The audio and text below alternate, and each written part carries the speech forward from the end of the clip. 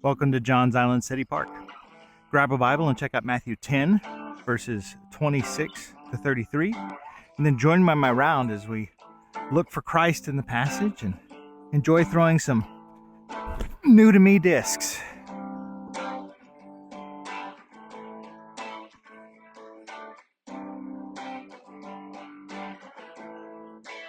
In Matthew 10:26, we're seeing a continuation of Christ's instruction to his disciples about the persecution that is coming toward them, their future mistreatment, but also how the Spirit will be with them to tell them what they ought to say.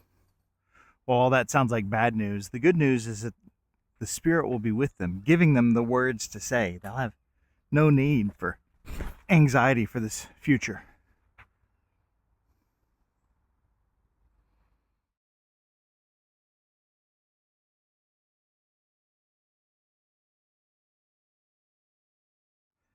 So in the face of this coming persecution, Jesus tells them explicitly to not fear those persecutors, but rather that everything currently concealed will be made known.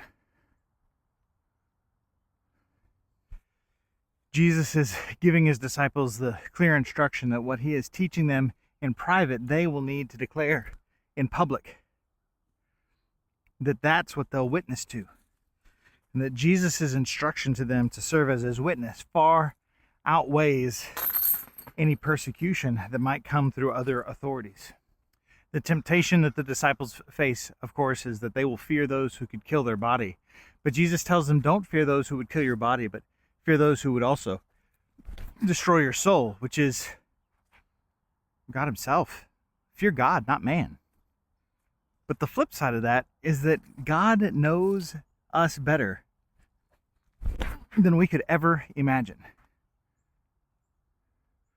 But we're also told that the one that can destroy us body and soul in hell also knows our value.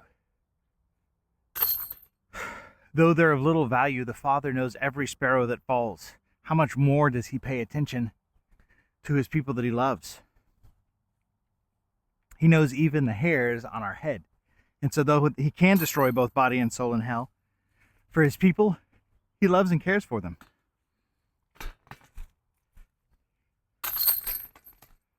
So Jesus tells his disciples to fear not. They should not fear man. For what is man compared to God? And they should not fear God, for though he can send body and soul to hell, he cares for his disciples. Jesus then makes it exceptionally clear what the consequences will be.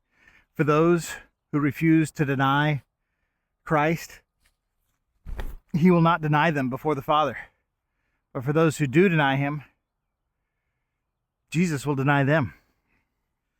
Our only hope is to be accepted before the Father on the merit of Christ. And so this threat of being denied is terrifying. So when we're tempted to fear man and not God, we can remember this passage. To let the fear of man drive us to a denial of Christ will result in the destruction of body and soul in hell. But if I let my fear of God strengthen me to remain faithful, he will be with me. Christ will claim me in that last day.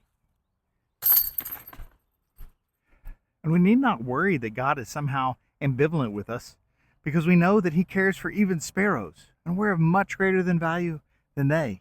He even knows the count of the dwindling number of hairs on my head. And so our hope can and should be rightfully placed in Christ, who loves his saints, who strengthens them to testify to who he is. And he knows too that we will suffer persecution for his name's sake. But he's planned ahead of time for us, calling us not to fear him. Of course, if you don't know him, if you are actively rejecting Christ and denying him, then you should fear the one who can destroy body and soul in hell, which is God. At the same time, I would beg you to turn to that same one, because he can also save you body and soul from hell through the finished work of Christ. And so my prayer today is that we would rejoice in Christ, that we'd meditate on his word, and that you would join me again next time